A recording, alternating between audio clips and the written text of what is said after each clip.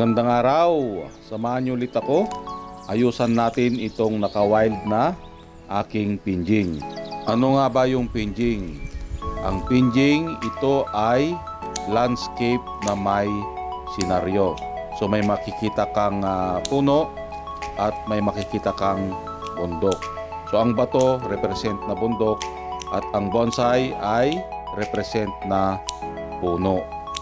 Ang konsepto na makikita natin dito ay pagitan ng dalawang bundok at sa gitna nun ay ilog. Ang nakatalim dito na halaman ay mga Argao Taiwan.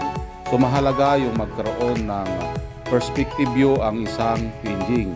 Mayroon kang lugar na nakikitang malayo at mayroon kang lugar na nakikitang malapit. So ito ay yung kanyang kinalabasan. Gumanda ulit ang ating pinjing.